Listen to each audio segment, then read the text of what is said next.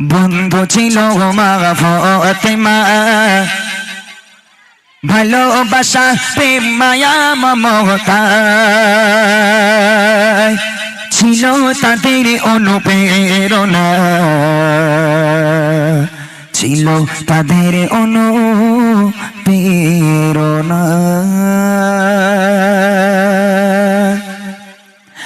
এক ইহুদি নারী ছিল যার বন্ধু ছিল মা ফাতেমা, ভালোবাসা প্রেম মায়া মমতা ছিল তাদের অনুপ্রেরণা, ছিল তাদের অনুপ্রেরণা।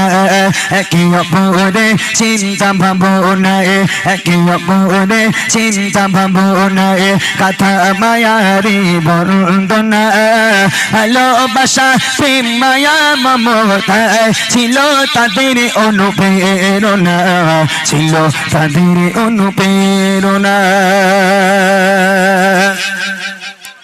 এক তারিখে ইহুদি মেয়ে বিয়ে গবে দিন ঠিক হলো, মেয়ের পিতা একে একে সব প্রিয়জনেদের দাওয়াত দিল। এক তারিখে ইহুদি মেয়ে বিয়ে গবে দিন ঠিক হলো, মেয়ের পিতা একে একে সব প্রিয়জনেদের দাওয়াত দিল, প্রিয়জনেদের দাওয়াত দিল। মেয়ে বলে দাওয়াত দিয়ে এসো, মেয়ে বলে দাওয়াত দিয়ে এসো, আমার বান্ধবী ফাতেমা না এলে সে আমার বাড়ি এ বিয়ে আমি করব না, এ বিয়ে আমি করব না। এক ইহুদি নারী ছিল যার বন্ধু ছিল মা ফাতেমা, ভালোবাসা প্রেম মায়া মমতা ছিল তাদের অনুপ্রেরণা, ছিল তাদের অনুপ্রেরণা। বাপ বলছে, মা তুই রাজার বাড়িতে মানুষ, তুই রাজার বাড়িতে মানুষ হয়েছিস মা। ওই গরিব ভিখারি ফতেমা, গরিব ফতেমা, ফকিরিনী ফতেমা যদি আমার রাজপ্রাসাদে আসে, আমার রাজপ্রাসাদের মান থাকবে না। কি করে বলিস ওই ফতেমাকে দাওয়াত দিতে? ফতেমা গরিব, যার খাওয়া হয় না, পরনে একটা কাপড়, ওই ফতেমাকে দাওয়াত দিয়ে আমি আমার রাজপ্রাসাদে আনবো? কিভাবে আনি মা? মেয়ে বলছে, আব্বা তুমি রাজা হতে পারো, তবে মনে রাখো আমিও কিন্তু তোমার মেয়ে, তোমার রক্ত কিন্তু আমার গায়ে, তোমার যদি জেদ হয় জেদ আমারও আছে। মেয়ে বলছে, আব্বা ফতেমা হচ্ছে আমার বেস্ট ফ্রেন্ড, ফতেমা হলো আমার সবচেয়ে ভালো বন্ধু, যদি আমার বান্ধবী ফতেমা আমার বিয়েতে না আসে বিয়ে আমি করবো না। রাজা বলছে, মা তুই কি করে বলিস? ওই গরিব ফতেমা যার দুটো পোশাক কেনার ক্ষমতা নেই, একটা পোশাক পরে, তাও ছেঁড়া পোশাক পরে, ওই ছেঁড়া পোশাক পরে আমার রাজপ্রাসাদে আসবে? হাজার হাজার রাজার মেয়েরা আসবে, কি করে হয় এটা? মেয়ে জেদ ধরেছে, আব্বা ফতেমা যদি আমার বিয়েতে না আসে বিয়ে আমি করবো না, তোমার কি করার আছে তুমি করে নাও। বাপ রেগে গেল, রেগে গিয়ে মেয়েকে কি বলছে দেখেন, আসবে বড় বড় রাজা বাদশাহ,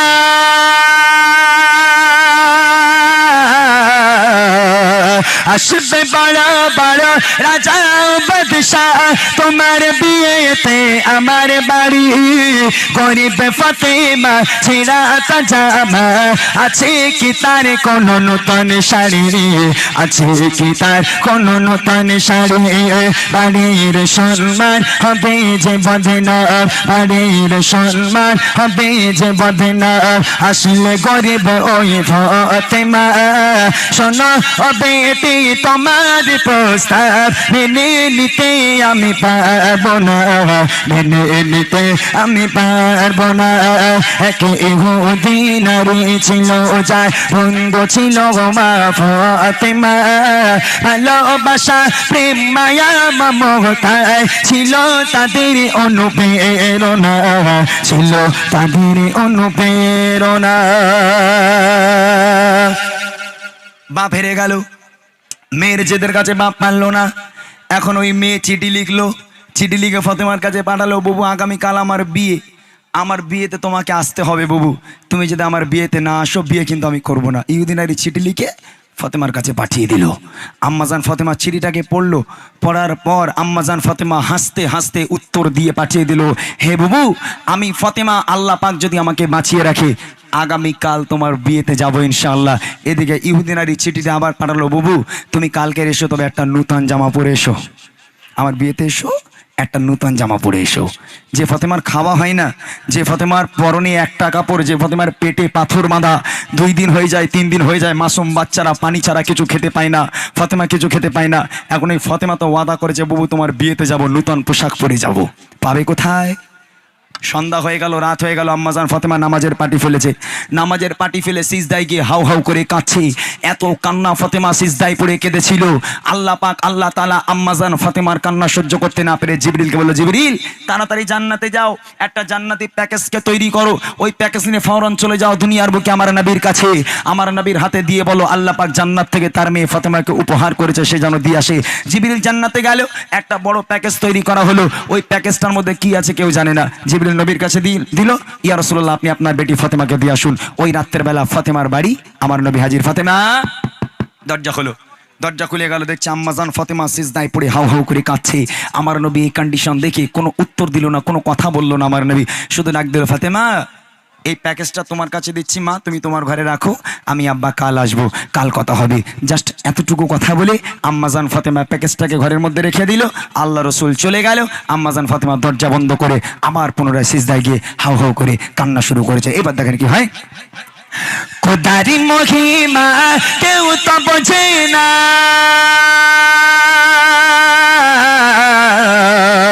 খোদারি মহিমা কেউ তো বোঝে না। জিবরিল এলো মোর নবীর কাছে, জান্নাতে সে কিছু সামানাত দিয়ে গেল মোর নবীর হাতে, দিয়ে গেল মোর নবীর হাতে। ফাতেমার বাড়ি গিয়ে মোর নবী, ফাতেমার বাড়ি গিয়ে মোর নবী বলছে, শোনো ও ফাতেমা, খোদার উপহার তোমার তরে, কবুল করো এই নাজিরানা, কবুল করো এই নাজিরানা। সকাল হয়ে গেল, আম্মাজান ফাতেমা এবার বিয়ে বাড়ি যাবে। সকাল হয়ে গেছে, সারা রাত কেঁদে চলে গেল। আম্মাজান ফাতেমা দেখছে সকাল হয়ে গেল, বাইরে এসে দেখছে সূর্য উঠবো উঠবো ভাব। ওই সময় আম্মাজান ফাতেমা যেই দেখেছে সকাল হয়ে গেছে, আবার সিজদায় গিয়ে জোরে জোরে কান্না শুরু করেছে। কেন? সকাল হয়ে গেছে মানে এবার বিয়ে বাড়ি যেতে হবে, নূতন পোশাক জোগাড় হয়নি। আম্মাজান ফাতেমা ওয়াদা করেছে, মা ফাতেমার কথাও খিলাফ হবে না, মা ফাতেমা মিথ্যা বলে না। আম্মাজান ফাতেমা ওয়াদা করেছে, বুবু আল্লাহ যদি বাঁচিয়ে রাখে তোমার বিয়েতে যাব। এখন আম্মাজান দেখছে সকাল হয়ে গেছে, এখন উপায়, আবার সিজদায় পড়ে জোরে জোরে কাঁদছে। আমার নবী ফজরের ওয়াক্তে আবার এলো, ফাতেমা দরজা খোলো। দরজা খুলে গেল, আম্মাজান ফাতেমার সামনে দাঁড়িয়ে আছে, ছলো ছলো নয়ন নিয়ে করুণ দৃষ্টিতে আব্বার দিকে তাকিয়ে আছে। আমার নবী ডাক দিয়ে বললো, ফাতেমা কাল রাত্রেবেলা যে প্যাকেজটা দিয়েছিলাম খুলে দেখেছো? বলে আব্বা আপনি তো খুলতে বলেননি। বলে নিয়ে এসো। প্যাকেজটাকে নিয়ে আসা হলো। আল্লাহ রসুল বলছে, ফাতেমা খোলো। ছেঁড়া হলো। ছেঁড়ার পর আম্মাজান ফাতেমা দেখছে আল্লাহ পাক আল্লাহ তাআলা জান্নাত থেকে আম্মাজান ফাতেমার জন্য পৃথিবীর বুকে সবচেয়ে দামি একটা পোশাক আর পৃথিবীর বুকে সবচেয়ে দামি একটা খুশবু সেন্ট আল্লাহ পাক জান্নাত থেকে আম্মাজান ফাতেমাকে উপহার করেছে। জোরে বলুন না সুবহানাল্লাহ। সারাটা রাত কেঁদেছে ফাতেমা। আল্লাহ পাক আল্লাহ তাআলা রাতের বেলায় ফাতেমার ঘরে পোশাক পাঠিয়ে দিল। আম্মাজান ফাতেমা পোশাক দেখে খুশিতে বাগেবাগ তাড়াতাড়ি করে মুচকি হাসি দিয়ে গোসল করে ফ্রেশ হয়ে যখন জান্নাতি পোশাক পরেছে, জান্নাতি খুশবু লাগিয়েছে, আব্বাকে বলছে, আব্বা আমি আর বিলম্ব করবো না, আপনি আমাকে বিদায় দেন, আমি আমার বান্ধবীর বিয়েতে যাব। আল্লাহ রসুল বলছে, ফাতেমা যাচ্ছ যাও, দুটো কথা খেয়াল রাখবে, কোনো পর পুরুষ যেন তোমার চেহারা দেখতে না পায়। যে সমস্ত নারীরা পর পুরুষের সঙ্গে ওঠা বসা চলাফেরা, ওই সমস্ত নারীরাও যেন তোমার আশেপাশে না আসতে পারে। যাও চলে যাও। বিদায় নিয়ে গুটি গুটি পায়ে ফাতেমা যাচ্ছে কোথায়? রাজপ্রাসাদে। মেন গেটে পৌঁছে গেল। রাজপ্রাসাদের যেই মেন গেটে পা রেখেছে ফাতেমা দেখছে লাইন দিয়ে বসে আছে সারি সারি সব রাজার মেয়ে, একটা সাধারণ মেয়ে সেখানে নেই। আম্মাজান একাই সাধারণ আর সব রাজা বাচ্চার মেয়েরা। এখন আম্মাজান ফাতেমা যেই রাজার বাড়িতে পাটা রেখেছে, রাখার সাথে সাথে রাজার মেয়েদের অবস্থা কি হচ্ছে কবি লিখছে দেখেন। যখন ফাতেমা আসিল সে বাড়ি, যখন ফাতেমা আসিল সে বাড়ি, চমকে ওঠে যত রাজা বাচ্চা, কি অপরূপ পোশাক ফাতেমা, হারিয়ে যায় সব মুখের ভাষা, হারিয়ে যায় সব মুখের ভাষা।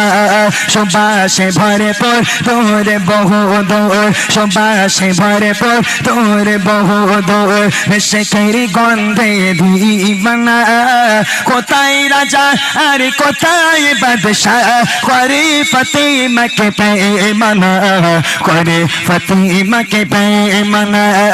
এক ইহুদি নারী ছিল যার বন্ধু ছিল গো মা ফাতেমা, ভালোবাসা প্রেম মায়া মমতায় ছিল তাদের অনুপ্রেরণা, ছিল তাদের অনুপ্রেরণা। যেই আম্মা জান ফাতেমা রাজার বাড়িতে পা রাখলো, রাখার সাথে সাথে রাজার মেয়েরা সব উঠে দাঁড়িয়ে গেল, চোখগুলো বড় বড় হয়ে গেল। কি অবস্থা! যে ফাতেমাকে আমরা ভিখারি বলি, যে ফাতেমাকে ফকির বলি, গরিব বলি, ওই ফাতেমা এমন একটা জামা পরে বিয়ে বাড়ি এসে রাজার মেয়েদের হুঁশ উড়ে গেল। সব দাঁড়িয়ে আছে, তাজিমে দাঁড়িয়ে গেল সবাই। আম্মাজান ফাতেমা মাঝখানে, আর রাজার মেয়েরা সারি সারি সব দাঁড়িয়ে গেল। ইহুদি নারী এলো, বান্ধবী এলো, ফাতেমার হাত ধরে সোজা চলে যাচ্ছে। রাজার মেয়ের বিয়ে মানে বিশাল বড় বিয়ে, বড় স্টেজ হয়েছে, বড় প্যান্ডেল করা হয়েছে। স্টেজের উপরে যেখানে কোণে বসবে, কোণের পাশে সিংহাসন দিয়ে আম্মাজান ফাতেমাকে বসিয়ে দেওয়া হলো। এখান থেকে শিক্ষা দেখেন, যে সমস্ত রাজার মেয়েরা ফাতেমাকে গরিব বলে, ভিখারি বলে, ওই সমস্ত রাজার মেয়েরা নিচে, আর আমার আল্লাহ গরিব ফাতেমাকে সবার উপরে সিংহাসনে বসিয়ে দিয়েছে। জোরে হবে না সুবহানাল্লাহ? একটা রাজার মেয়ে ফাতেমার গায়ে টাচ করে বসেছিল, কিছুক্ষণ পরে দেখছে ওর গায়ে থেকে এত সুন্দর একটা খুশবু বার হচ্ছে, পুরো বিয়ে বাড়িটা মাতোয়ারা হয়ে যায়। এখনো রাজার মেয়ে থাকতে না পেরে ফাতেমাকে বলে, বুবু একটা কথা বলবো? বলে বলো। বলে আচ্ছা বুবু, তুমি যে পোশাকটা পরেছো আর তুমি যে খুশবুটা লাগিয়েছো, একটা বার বলবে কোন বাজার থেকে কিনেছো? বলে কেন? বলে না, আমার বাপ রাজা, আজ পর্যন্ত এত দামি পোশাক আমার বাপ কিনে দিতে পারলো না, তুমি তো গরিব, তা তুমি কোথায় পেলে এত দামি পোশাক? কোন বাজার থেকে কিনেছো গো? এখন আপনাদের কি মনে হয় ফাতেমা যে পোশাক পরেছে ও পোশাকে আপনাদের ঘটি হারানিয়া বাজারে পাওয়া যাবে? হ্যাঁ, এখন কালকে যদি কোনো আমার বোন বলে, ইমরান ভাই বলে গেছে ফাতেমা একটা পোশাক পরে রাজার মেয়েদের চোখ সব আলু করে দিয়েছিল, ছদিনে একবার ঘটি হারা নিয়ে যাই বাজারে গিয়ে দেখি পোশাক পাওয়া যায় কি? পাওয়া যাবে? ও তো জান্নাতি পোশাক। আম্মাজান ফাতেমা মুচকি মুচকি হাসছার মনে মনে করছে, সুযোগ পেয়েছি বেটা, তোদের সব কটারে কলমা পড়াবো। বুদ্ধিমতী ফাতেমা কত সুন্দর করে বুদ্ধি খাটিয়ে, কত সুন্দর করে ব্রেনটে বুদ্ধি খাটিয়ে ইহুদি নারীদেরকে বলে দিচ্ছে বাজারটা কোথায়, দোকানটা কোথায়, দোকানে যাওয়ার ঠিকানা, দোকানের মালিককে, দোকানের সেলসম্যানকে আম্মাজান ফাতেমা রাজার মেয়েদের কিভাবে বোঝাচ্ছে দেখেন। দোকানের মালিক আল্লাহ তাআলা, দোকানের মালিক আল্লাহ তাআলা, পৌঁছায় দারে দারে জিবরিল আমিন, সেই দোকানে যাবার সুপথ ইহদিনাস সিরাতাল মুস্তাকিম। জোরে হবে না সুবহানাল্লাহ? একটু জোরে হবে সুবহানাল্লাহ? আম্মাজান ফাতেমা বলে দিচ্ছে, শুধু ইহুদি নারীদের জন্য নয়, এই সমস্ত মায়েদের জন্য বলে দিয়ে যায় ফাতেমা, যে ফাতেমার মতো পোশাক যদি তোমরাও পেতে চাও, ফাতেমার ঠিকানা বলে দিচ্ছে, নিয়ে নাও, ইহদিনাস সিরাতাল মুস্তাকিমের পথ ধরে যাও, জান্নাত পেয়ে যাবে।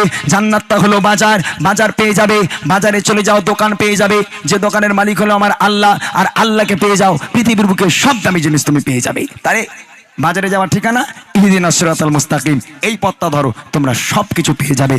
এই কথা মান হয়ে গেল। শেষ কথা কবে লিখে, দোকানের মালিক আল্লাহ তাআলা, পৌঁছায় দারে দারে জিবরিল আমিন, সেই দোকানে যাবার সুপথ ইহদিনাস সিরাতাল মুস্তাকিম, ইহদিনাস সিরাতাল মুস্তাকিম। শোনো ও ইমরান এমনই তার শান, শোনো ও ইমরান এমনই তার শান, ও সোজা